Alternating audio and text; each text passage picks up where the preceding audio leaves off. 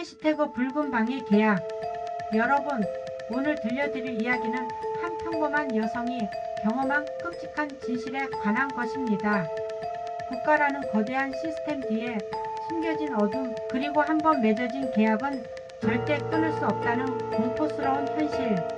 지금부터 시작되는 이야기를 듣고 나면 여러분은 다시는 편안히 잠들 수 없을지도 모릅니다. 일부 부산의 기억. 그녀는 23세가 된 지금도 그날의 기억을 지울 수 없었다.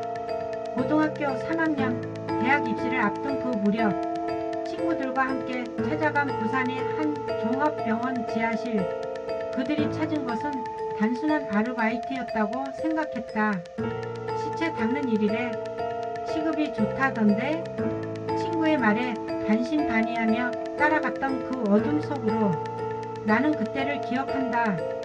지하 3층까지 내려가는 엘리베이터 안에서 느꼈던 서늘함을. 문이 열리자 코를 찌르는 소독약 냄새와 함께 붉은 조명이 복도를 가득 채우고 있었다. 관리인은 중년의 남자였다. 그는 우리에게 하얀 가운과 고무 장갑을 건네주며 말했다. 절대로 옆방으로는 가지 마라. 오직 이 방에서만 일한다. 첫 번째 시체는 할머니였다. 차가운 스테인리스 침대 위에 누워있던 그 모습을 보는 순간 나는 온몸이 얼어붙는 것을 느꼈다. 하지만 돈이 필요했고 친구들도 있었기에 참을 수 있었다. 그런데 그날 밤 옆방에서 들려온 소리. 그것은 사람의 울음소리가 아니었다.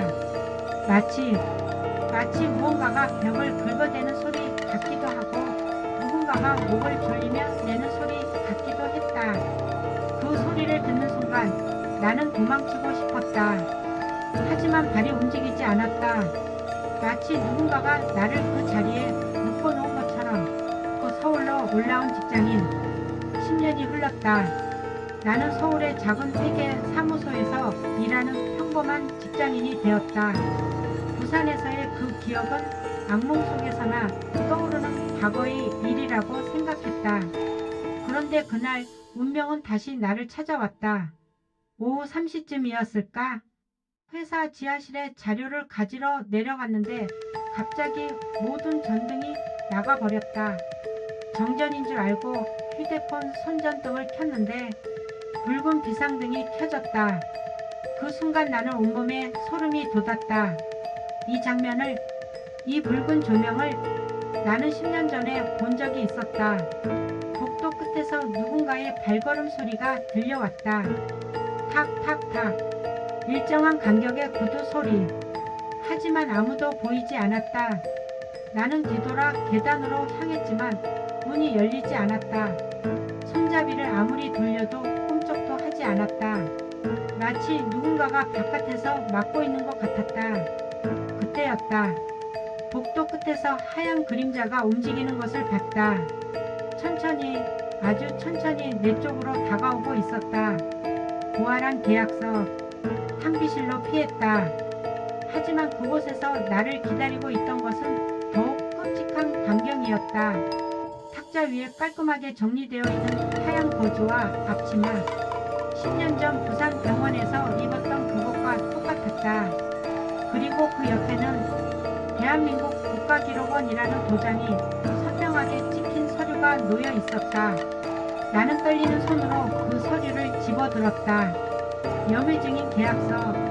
제1조 계약자는 국가를 위해 부인의 마지막 순간을 증언한다. 제2조 한 번 맺어진 계약은 평생 유효하다. 제3조 계약을 거부할 권리는 존재하지 않는다. 계약자. 마지막 서명란은 비어 있었지만 나는 분명히 알 수 있었다. 이 계약서는 나를 위한 것이었다. 그때 뒤에서 목소리가 들려왔다. 오랜만이군요. 나는 천천히 뒤돌았다. 10년 전 그 관리인이 서 있었다. 똑같은 모습으로, 똑같은 목소리로. 시간이 되었습니다. 당신의 진짜 일이 시작됩니다. 한국적 의식. 관리인은 나를 더 깊은 곳으로 안내했다. 복도 벽에는 태극기들이 일정한 간격으로 걸려 있었고 어디선가 전통 재래 음악이 흘러나오고 있었다. 이곳 이건 단순한 아르바이트가 아닙니다. 그가 말했다. 이것은 국가의 의식입니다. 고인을 올바르게 모셔야 나라가 살아갑니다. 나는 이해할 수 없었다. 무슨 소리예요? 그냥 시체를 닦는 일이잖아요. 아니요. 그의 눈빛이 차갑게 변했다. 당신은 죽음의 증인입니다. 이 땅에서 죽어간 모든 영혼들의 마지막 순간을 기록하는 사람이죠. 그 순간 나는 알 수 없는 감정에 휩싸였다. 두려움이었지만 동시에 무언가 숭고한 사명감 같은 것이었다. 마치 내 안에 어떤 유전자가 깨어나는 것 같았다. 당신의 조상들도 이 일을 했습니다. 관리인이 속삭였다. 배를 이어 내려오는 의무죠. 피할 수 없습니다. 벽에 걸린 태극기가 미풍에 흔들리고 있었다. 하지만 이곳은 지하실이었다. 바람이 불 리가 없었다. 붉은 방. 관리인은 복도 끝에 철문을 열었다. 그 순간 붉은 조명이 내 얼굴을 비쳤다.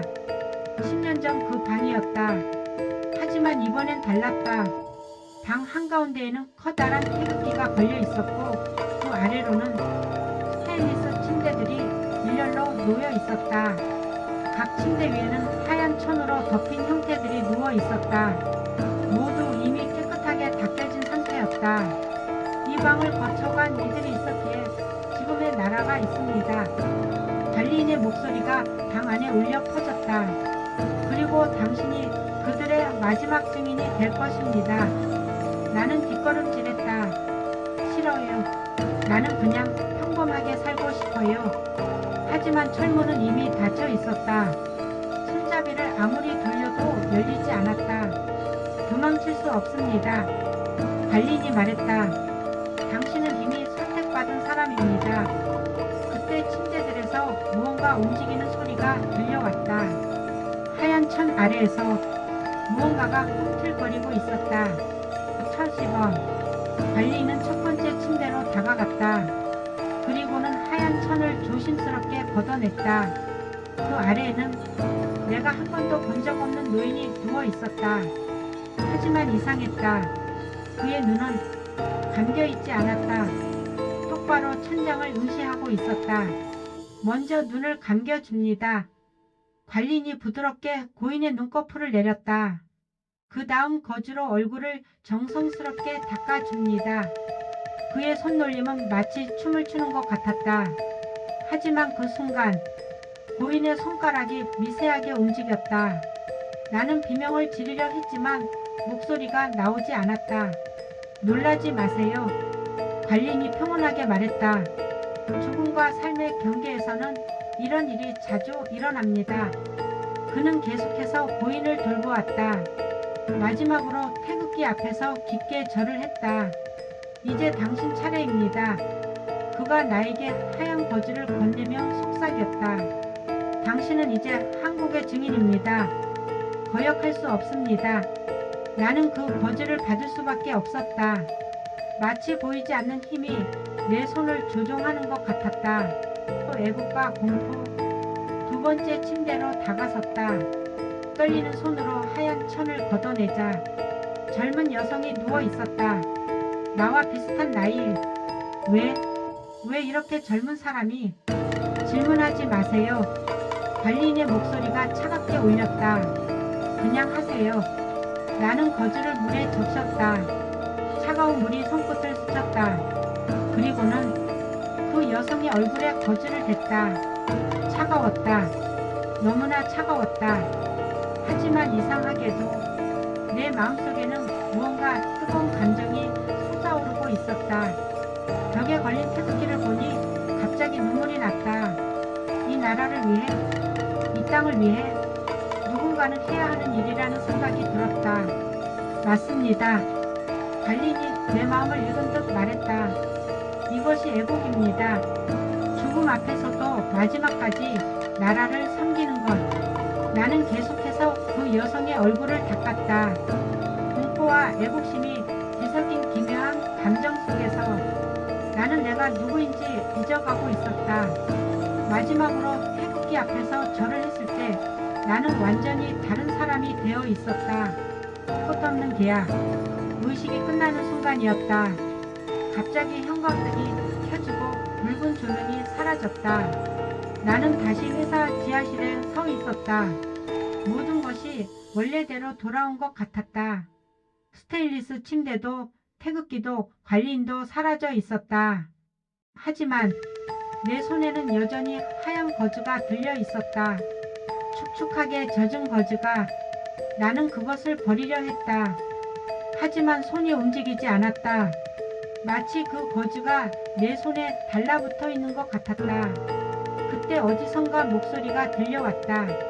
관리인의 목소리가 국가는 사라져도 매매 계약은 이어진다. 나는 주변을 둘러봤지만 아무도 없었다. 그리고 그 증인은 너다. 마지막 공포스러운 음악이 절정에 달한다. 지금도 나는 그 거즈를 들고 있다. 매일 밤 꿈속에서 그 붉은 방이 나타난다. 그리고 새로운 고인들이 기다리고 있다. 나는 알고 있다. 이 계약은 평생 끝나지 않을 것이라는 것을. 그리고 언젠가 여러분 중 한 명도 그 붉은 조명을 마주하게 될지도 모른다. 왜냐하면 이 계약은 아직 끝나지 않았으니까. 여러분, 이것이 오늘 밤의 이야기였습니다. 혹시 여러분도 예상치 못한 곳에서 붉은 조명을 마주치게 된다면 그때는 이미 늦었다는 것을 기억하세요. 그럼 오늘 밤 좋은 꿈 꾸시기 바랍니다.